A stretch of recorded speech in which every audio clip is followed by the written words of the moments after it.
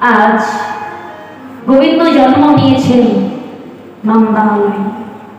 তো নন্দালয়ে কংসের কারাগারে ভগবানের জন্ম হয়েছে। তো একদিন কংসের বন্ধু ছিল বসুদেব, কারণ ছোটবেলা থেকে কংসের আঙ্গিনায় যত দেখাশোনা কাজকর্ম বসুদেব করতেন।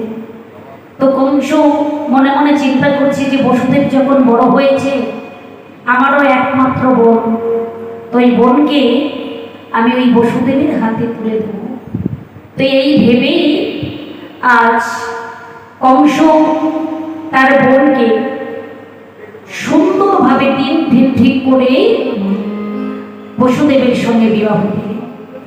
তো যখন বিবাহ দিলেন, একমাত্র বোন তো দেবকী, তো দেবকীকে বিবাহ দিয়ে আজ কংস সুন্দর করে একটা রথ সাজিয়েছে যে বোনকে শ্বশুরালয়ে দিতে যাবে।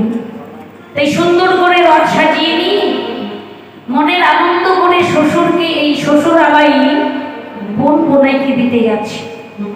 তো যখন দিতে যাচ্ছি তখন উপর থেকে দৈববাণী হলো, কংস আজ মনের আনন্দে যাকে তুমি শ্বশুরালয়ে নিয়ে যাচ্ছ তার অষ্টম গর্ভের সন্তান তোমার মৃত্যুর কারণ হবে। কংস তোমাকে মধিনে যে গোকুলে বাড়ি বেশে। এই কথা শ্রবণ করে কংস এক লক্ষ দিয়ে দেবকীর কেশ কর্ষণ করে খড়্গ ধরে বললেন, আজকে আমি তোকে নিধন করে ফেলব, কারণ তোকে যদি আমি নিধন করতে পারি তাহলে তো তোর গর্ভে আর কোনো সন্তান আসবে না, আর তোর গর্ভে যদি কোনো সন্তান না আসে তাহলে আমার মৃত্যু হবে না।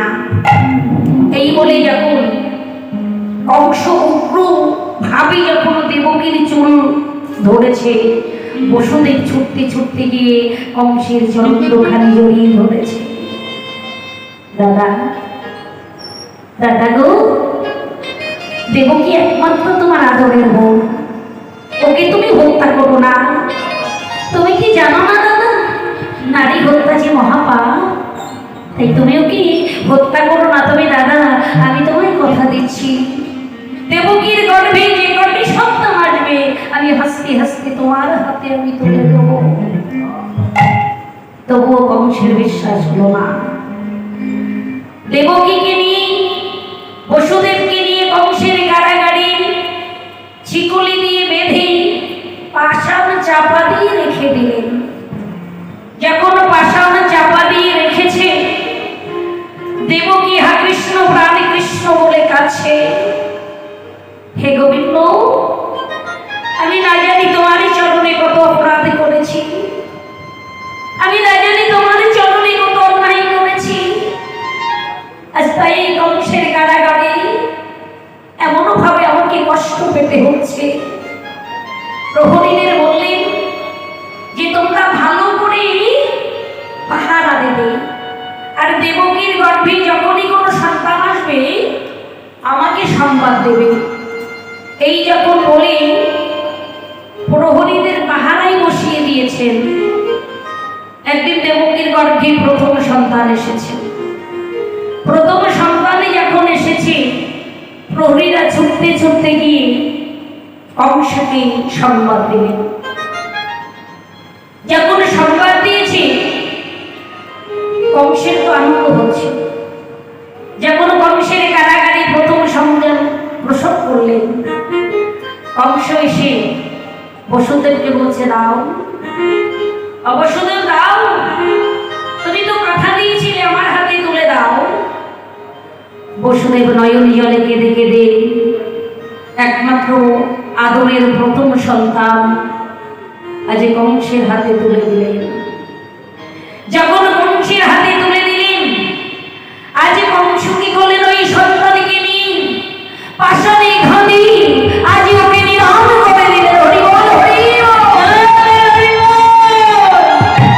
এমন ভাবে একটি একটি করতে করতে 7টি সন্তান একে একে কংস নিধন করে দিয়েছে। যখন নিধন করে দিলেন, দেবকী নয়নে জলে কেঁদে কেঁদে কেঁদে বলছে, দাদা গো, এই যে আমার 7 নম্বরের এই যে সন্তান, এ তো তোমার মৃত্যুর কারণ নয়, একে তুমি আমাকে ভিক্ষা দাও। কারণ তুমি তো জানো, একজন মানানি হই যদি মা ডাক না শোনা যায়, তার কত কষ্ট, কত দুঃখ একমাত্র নারী ছাড়া আমি জানি না। তুমি একে আমাকে ভিক্ষা দাও, ভিক্ষা দাও না দাদা। তুমি এই দুঃখিনী মায়ের মুখটা তুমি খালি করে দিও না দাদা। একবার তোমার হাতে ধরি, পায়ে পড়ি, এই সন্তানকে তুমি আমাকে ভিক্ষা দাও। কংস বসুদেবকে বলছে, বসুদেব দাও, আমার হাতে তুলে দাও। তুমি তো কথা দিয়েছিলে, তবে কেন কথা অবলম্বন করছো? দেবকীর বুক থেকে সন্তানকে কেড়ে নিয়েছে, আজ কংসের হাতে তুলে দিলে।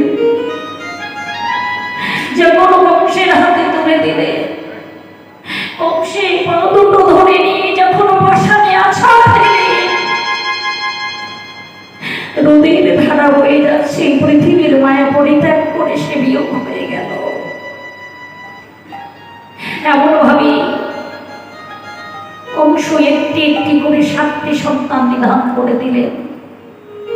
যখন 7টি সন্তান নিধন হয়ে গেল, এবার 8ম গর্ভে যখন সন্তান এসেছে, ওই 8ম গর্ভের সন্তান যখন প্রসব করলেন, কংস জানতে পারলেন না।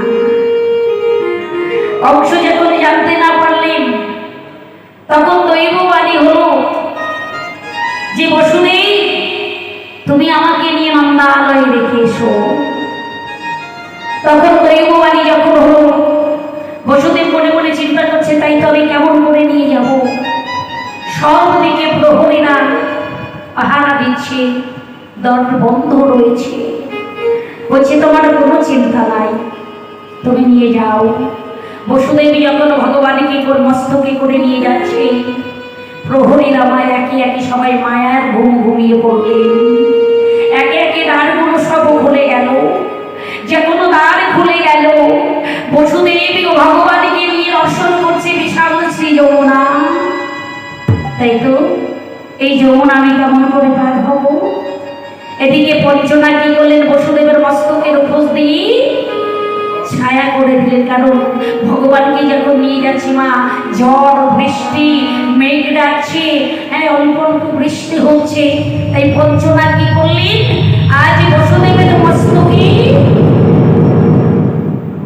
ফনা ধরে দাঁড়িয়ে, যাতে ভগবানের অঙ্গে কোনো আঘাত না লাগে। তাই এমন ভাবেই এখনো বসুদেবী যমুনার তীরে দাঁড়িয়েছে। তাই তো এই যমুনা পার হয়ে আমি কেমন করে যাব? যোগমায়া কি করলেন, একটা শ্রীহরিণী রূপ ধারণ করলেন। একটা শ্রীহরিণী রূপ ধারণ করে বসুদেব আগে আগে ওই যমুনা পার হয়ে চলে গেল। বসুদেব মনে মনে চিন্তা করলেন যে সামান্য একটা শ্রীহরিণী যখন পার হতে পারলো, পার হবে কেন পার হতে পারবো না, পারবো না।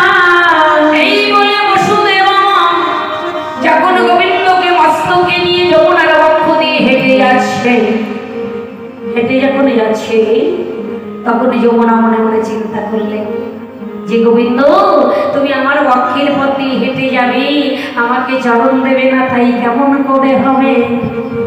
তখন যমুনা কি করলেন, তরঙ্গ বাড়িয়ে দিলেন। যখন তরঙ্গ বাড়িয়ে দিলেন, গোবিন্দ যখন বসুদেবের মস্তক হতে যমুনায় পড়ে গেল। যখন যমুনায় পড়ে গেল, যমুনায় আমার গোবিন্দকে কোলে করে নিয়ে বলে, হে গোবিন্দ তুমি এলে এলে কেন? একা এলে এলে কেন? একা এলে এলে কেন?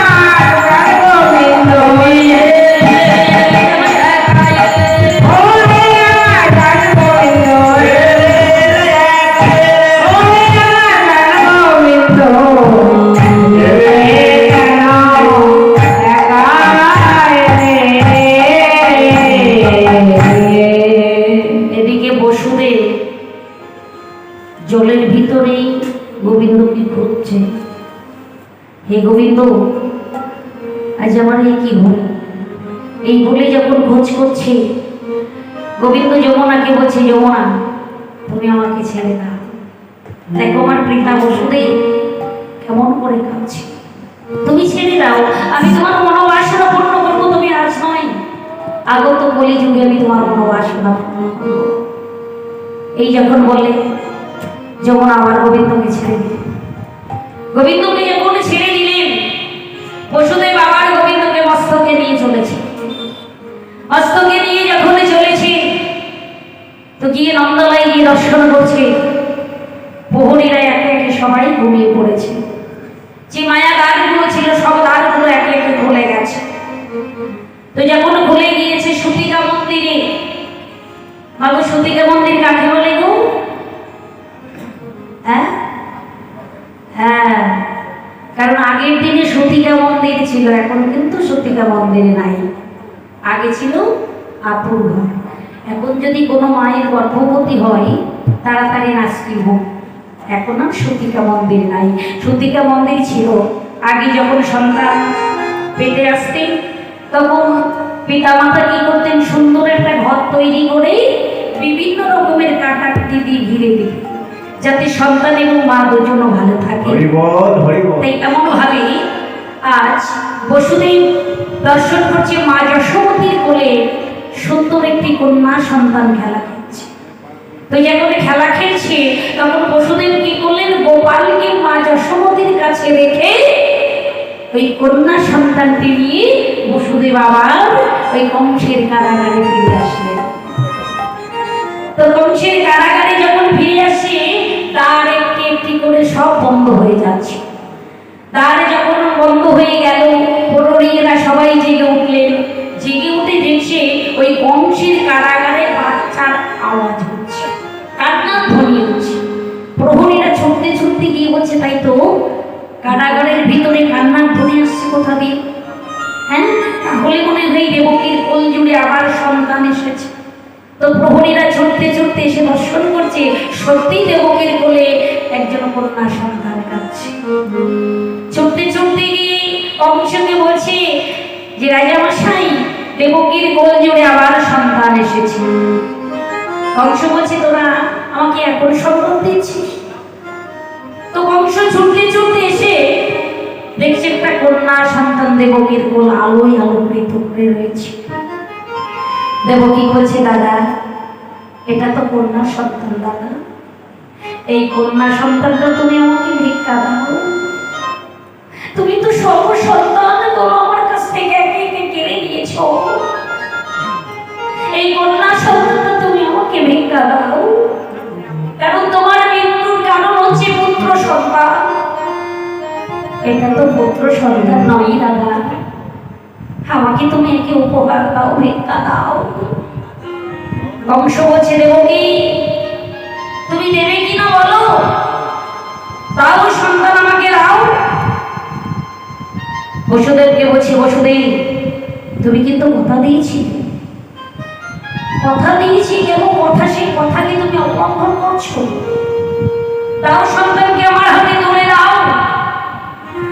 বসুদেব দেবকীকে বলছে, দেবকী তুমি কেঁদো না, আমি সকলে সইতে পারি, তোমার নয়নের জল আমি সইতে পারি না।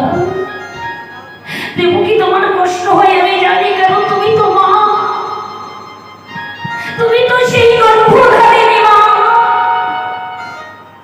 মা হই সন্তানের কিছু হয়ে যে কত কষ্ট হয় একজন মা ছাড়া আর জানে না। সন্তানকে তুমি দিয়ে দাও। এই বলে বসুদেব কন্যা সন্তানকে নিয়ে এসে আজ কংসের হাতে অর্পণ করলেন।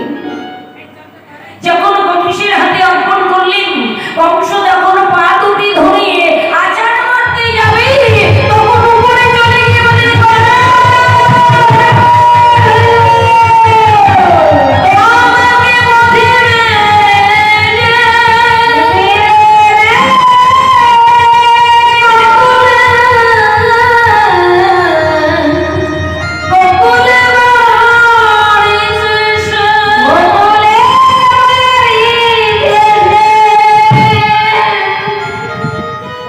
কংস অচৈতন হয়ে বলেন, কি গোকুলে বাড়ছি? আমাকে প্রতিমে যে গোকুলে বাড়ছি সে, তাহলে আমার মৃত্যুর কারণ কি গোকুলে বাড়ছি? কারণ যোগমায়া কংসকে বলে দিলেন যে তোমাকে যে বাঁধিবি সে গোকুলেই বাড়ছে। তাই এমন ভাবে আজ যখন পাষাণে আচার দিতে গেলেন তখন যোগমায়া উপরে উঠে চলে গেলেন। এই এমন ভাবে আজ বলেন, দেখো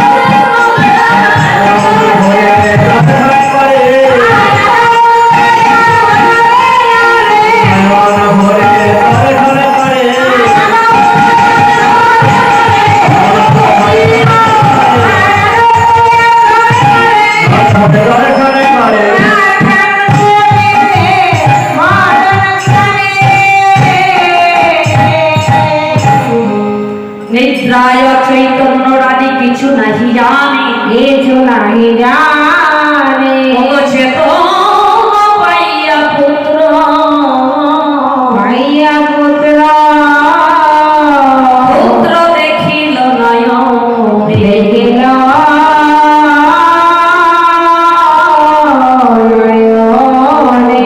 মা যশোমতী নয়ন মেলে দর্শন করছে পূর্ণিমার চাঁদের মতো একটি পুত্র সন্তান তার কোন জোরে খেলা খেলছে। কারণ গোবিন্দকে যখন বসুদেব রেখে এসেছিলেন তখন কিন্তু যশোমতীর চৈতন্য জ্ঞান ছিল না। তো চৈতন্য জ্ঞান ফিরে যখন গোপালকে কাছে পেয়েছে মায়ের আনন্দ ধরছে না। আনন্দ ধরে বাবা, এমন চাঁদের মতো সন্তান যার কোল জুড়ে এসেছে, হ্যাঁ, যিনি অনাধিরাধি গোবিন্দ, যিনি সর্ব কারণের কারণাঙ্গ ভগবান, সেই ভগবানকে কোলে পেয়ে কারণ কি কখনো নিরানন্দ হতে পারে? কখনো নিরানন্দ হতে পারে না। আজ যশোমতী আনন্দ করে আজ রাজা মশাইকে ডাকছেন। মা যশোমতী আজ মনের আনন্দ করে সন্তানকে কোলে পেয়ে আনন্দ ধরছে না বলে আজ যশোমতী রাখছেন ব্রজ রাজ বলে রানী তাকে ধীরে ধীরে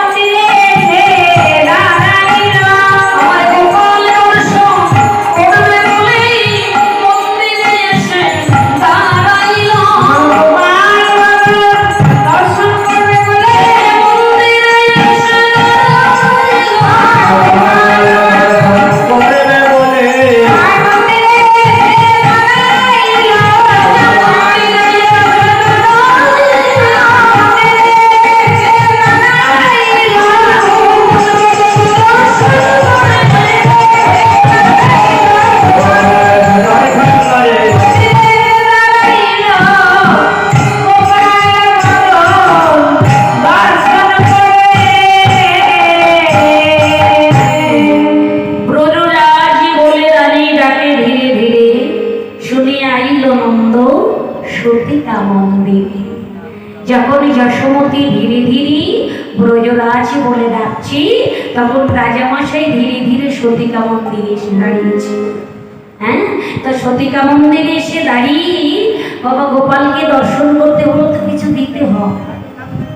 হ্যাঁ, গোপাল বদন দর্শন করবো, দর্শন করতে হলে কিছু দিতে হবে না? হ্যাঁ, তো রাজামশাই গোপালকে দর্শন করে রাজামশাই গলায় ছিল যে গজমতি হার, ওই হার আমার গোপালকে পরিয়ে দিলেন। তো এমন ভাবে গোপালকে পরিয়ে দিই, আজ নন্দ রাজা গোপালকে কোলে করে নিয়ে কত আনন্দ করছে। আমার বাপকে শোনা, আমার গোপাল শোনা। হ্যাঁ, বৃন্দাবসী বনবাসী সবাইকে জানিয়ে দিল যে মা যশোমতীর কোল আলোয় আলোকৃত করে আমার গোপাল সোনা এসেছে। তাই এমন ভাবে আজ গোপালকে কোলে পেয়ে মাতা এবং পিতা দুজনই আনন্দ করছিল। হ্যাঁ, নন্দালয় কত উৎসব করছি, আমার গোপালকে ঘিরে ঘিরে কত আনন্দ করছে।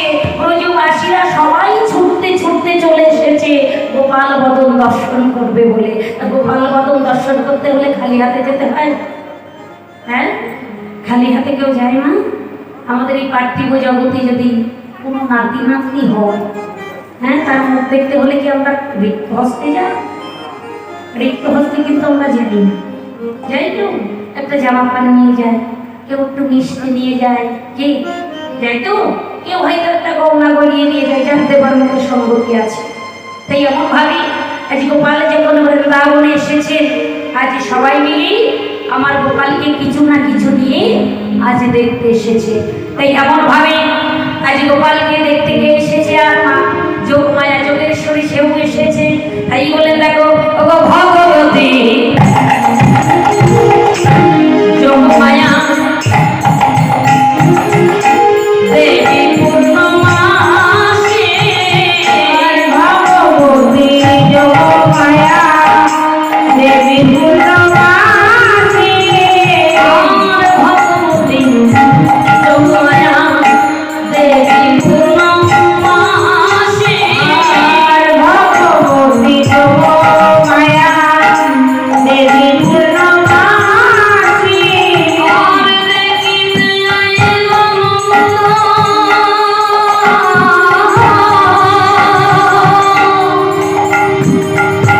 দেখিতে আইল পুত্র নন্দনে আসে, দেখিতে আইল পুত্র,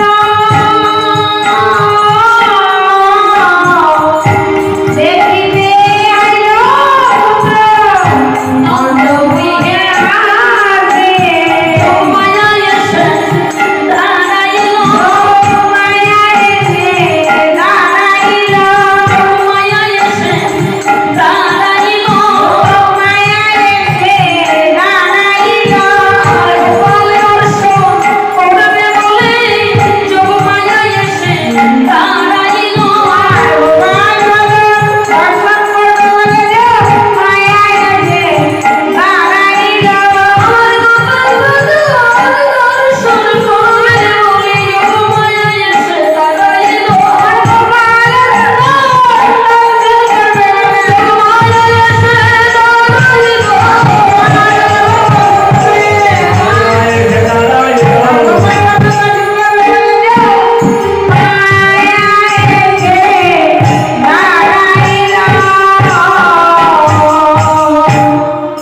এমন ভাবে যোগমায়া ভগবতী দেবী পূর্ণমাসী এত ভগবতী মা আমার আজ গোপাল বদন দর্শন করবেন বলে সেও নন্দালয় এসে দাঁড়িয়েছেন। নন্দালয় এসে দাঁড়িয়ে যোগমায়া গোপালকে দর্শন করে বহু আশীর্বাদ করিল যশোমতী মাই। যশোমতীকে বলছে, যশোদারে, বহু পুণ্যের ফলে আজ এখনো বালক তুই পেয়েছিস, সাবধান, তুই ভালো করে দেখে রাখিস তোর গোপাল, কে তুই ভালো করে দেখে রাখিস যেন একা কোথাও যেতে দিবি না। কারণ ভাগ্য না হলে, পূর্ব জন্মের স্বীকৃতি না থাকলে এমন পুত্রকে নয়নে পাওয়া যায়, গর্ভে আসে কোলে পাওয়া যায়। তাই এমনভাবে আজ গোবিন্দ আমার মা যশোমতীর কোলে যখন আলো করে এসেছে, তখন ভগবতী দেবী আমার মা যশোমতীকে বোঝাচ্ছে। হ্যাঁ, দেখবি পার্থিব জগতে আমাদের জন্য সন্তান খুব সুন্দর দেখতে হয়। হ্যাঁ, দেখতে হলে কি হয় আমার দেখবেন ঘন ঘন নজর লাগে, তাই না? এক একজনের মুখের পরে এক একটা রকম কথা বলে না, তো কথা বলে তখন কি হয়, নজর যখন লাগে শরীর খারাপ হয়। হ্যাঁ, তাই বলছি যশোদা রে, তুই বহু পুণ্য করেছিস, আজ বহু ভাগ্যের ফলে এখনো সন্তান তুই কোলে পেয়েছিস। তাই এই সন্তানকে তুই কোথাও যেতে দিস না, এই সন্তানকে তুই ভালো করে যত্ন করে কোলে ধরে রাখিস। তাই এমন ভাবে আজ যশোমতী মায়া মায়া গোপালকে কোলে নিয়ে বলছি, রোহিণী দিদি রোহিণী দিদি, তুমি একবার এসে দেখে যাও, দেখে যাও আমার গোপালের সোনাকে, তুমি একবার এসে দেখে যাও। তাই এমন ভাবে যখন আমার ভগবান আজ যশোমতীর কোলে আবির্ভাব হয়েছে, তখন স্বর্গেতে শঙ্খ ঘণ্টা সব বেজে উঠেছে। শঙ্খ তুমি বাজে নাচে দেব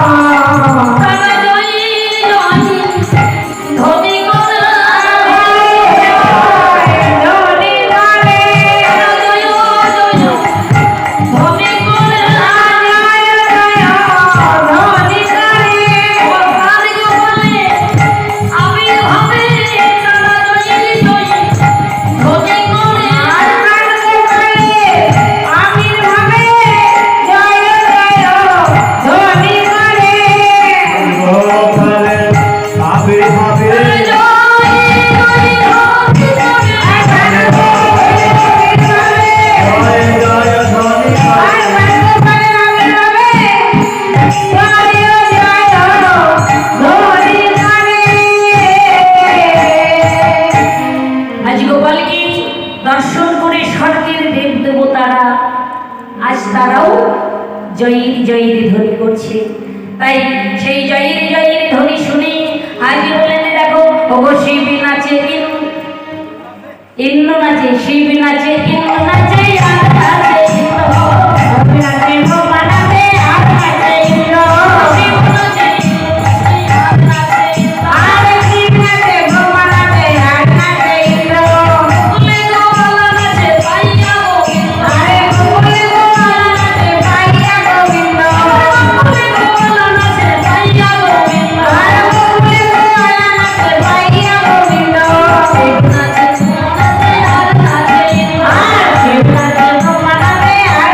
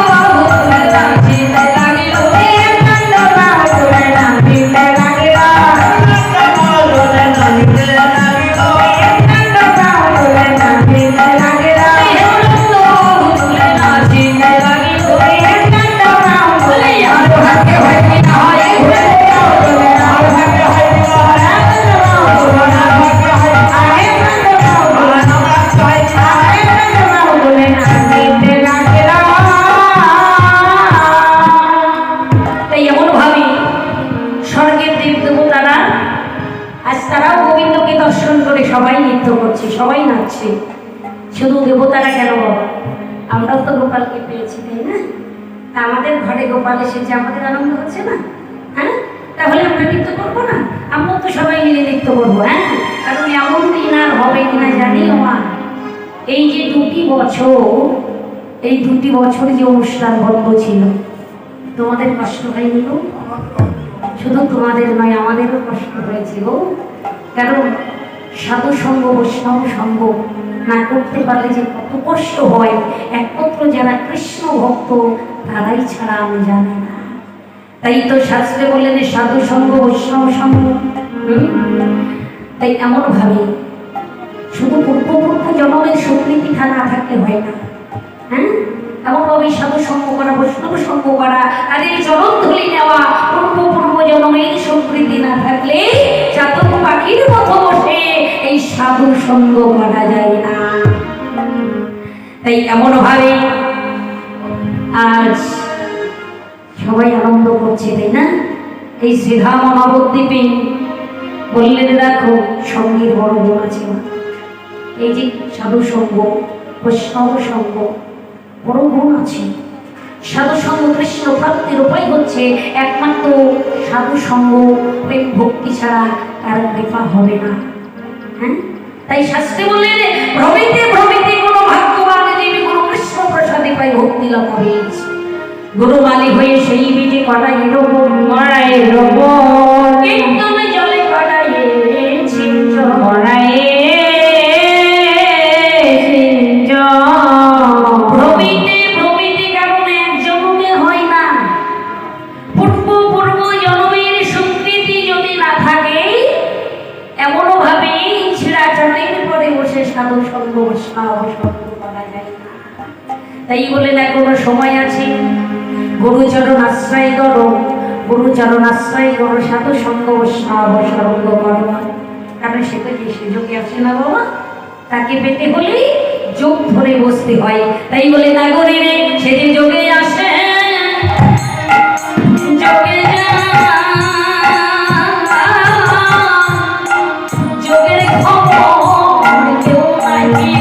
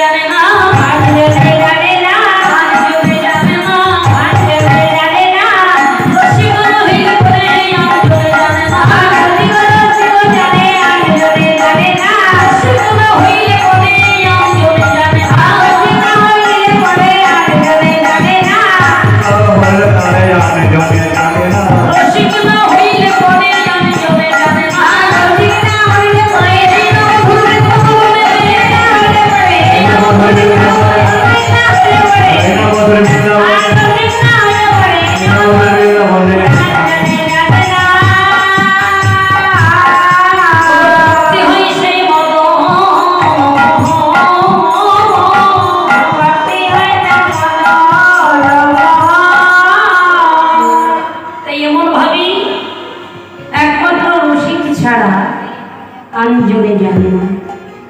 তাই এমনভাবে সে যোগে আসি এবং যোগে যায়।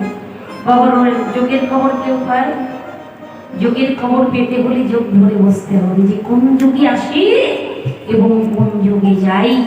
তাই এমনভাবে আজ গোবিন্দকে দর্শন করে আজ সবাই মিলে কি করছে, অঙ্গনে দধি দুগ্ধ ঘৃত ঘোল নিয়ে সবাই অঙ্গনে ঢালছে। দধি দুগ্ধ ঘৃত ঘোল বড় সকলে দিন সবাই মিলে আজ আমার গোপালকে দর্শন করে দধি দুগ্ধ ঘৃত ঘোল সবাই অঙ্গনে ঢালেছে, নন্দ ভবনে ঢালেছে। কারণ সবাই তো আজকে আনন্দ করছে, উৎসব করছে। তাই উৎসব করছে, আনন্দ করছে, আর অঙ্গনে দধি দুগ্ধ ঘৃত ঘোল যত ছিল তারা সবাই অঙ্গনে ঢালছে। হ্যাঁ, তাই এমন ভাবে আগে ঢালছে আর বলছে নন্দের ভবনে হাতে নড়ি কাঁধে মরি নাতে যত গোড়া ভরি। এমন ভাবে হাতে নড়ি নিয়ে কাঁধে ভাঁড়ে নিয়ে যত গোড়া ভরি ছিল আজ সবাই মিলে নৃত্য করছে। বাবা জয় রাধে।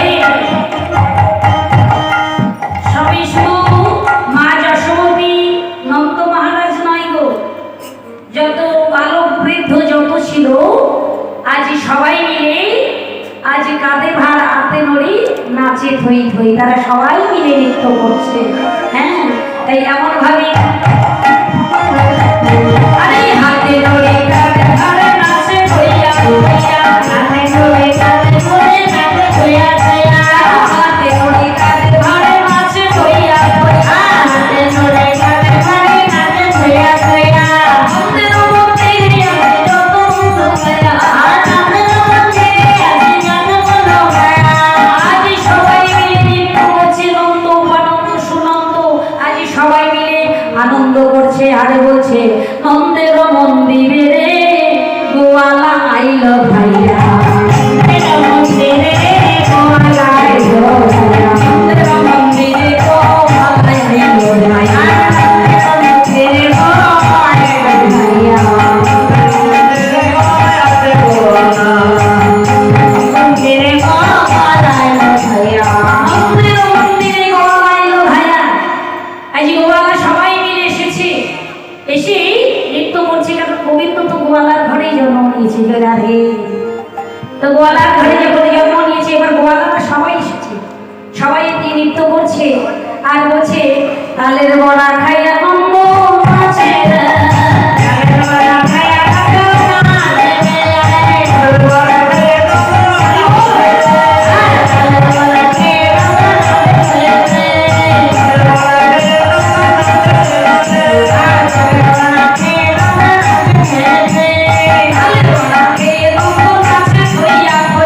তালের বড়া খাইয়া নন্দ নাচে থইয়া থইয়া, তালের বড়া খাইয়া নন্দ নাচে থইয়া থইয়া, তালের বড়া খাইয়া নন্দ নাচে থইয়া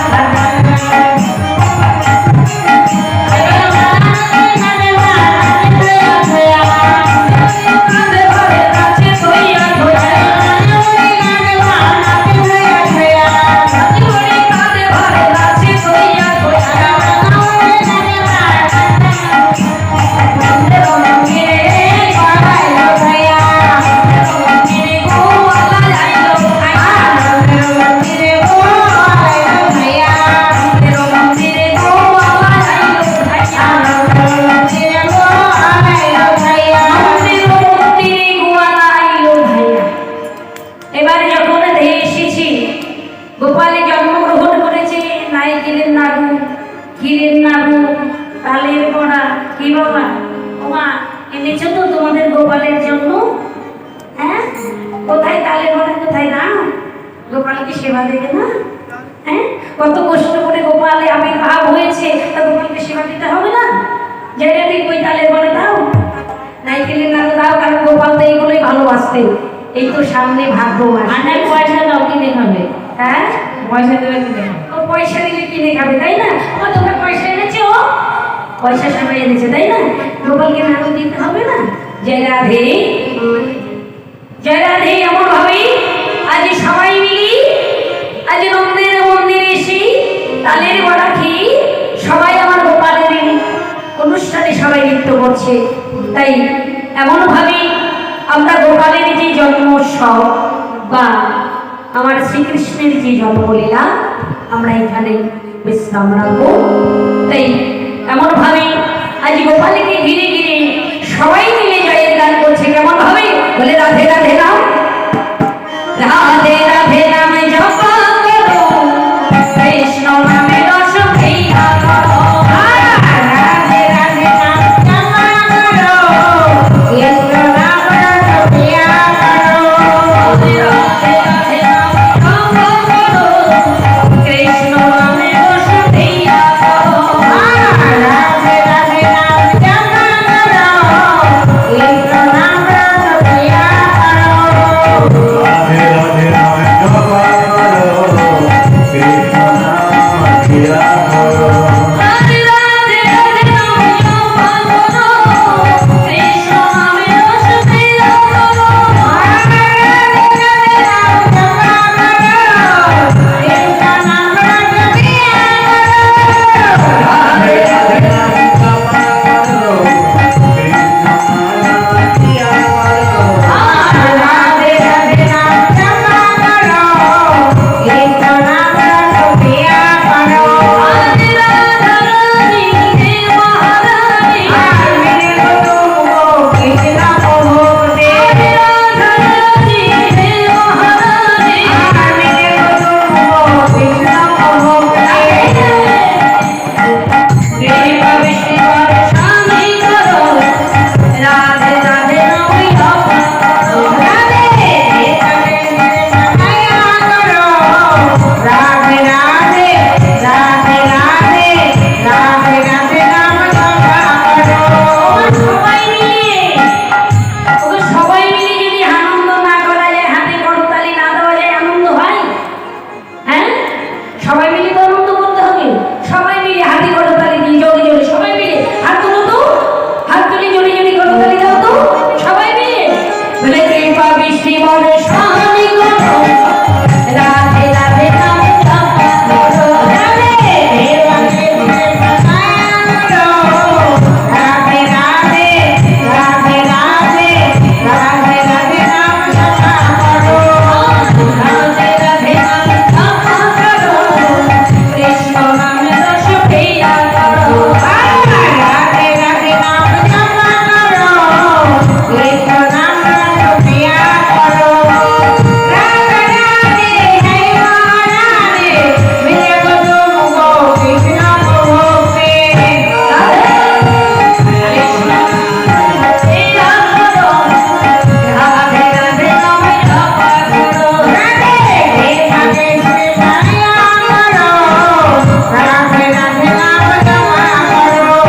রাধে রাধে রাধে রাধে রাধে রাধে রাধে রাধে রাধে রাধে সবাই বলো রাধে রাধে, জোরে সে বলো রাধে রাধে, সে বলো রাধে রাধে, আরো জোরে রাধে রাধে, আরো জোরে রাধে রাধে, আরো জোরে রাধে রাধে, রাধে রাধে রাধা কুণ্ড রাধে রাধে, মেঘাবর্ধন রাধে রাধে, কামাল কান্তি রাধে রাধে, খুশি বটবি রাধে রাধে, খুশি বটবি রাধে রাধে, খুশি বটবি রাধে রাধে, বর্ষানবী রাধে রাধে। রাধে রাধে রাম জপা করো, কৃষ্ণ নামে রস পিয়া করো। রাধে রাধে রাম জপা করো, কৃষ্ণ নামে রস পিয়া করো। রাধে রাধে রাম জপা করো, কৃষ্ণ নামে রস পিয়া করো। রাধে রাধে রাম জপা করো, কৃষ্ণ নামে রস পিয়া করো। আমরা কৃষ্ণের জন্মলীলা এখানে বিশ্রাম দিচ্ছি।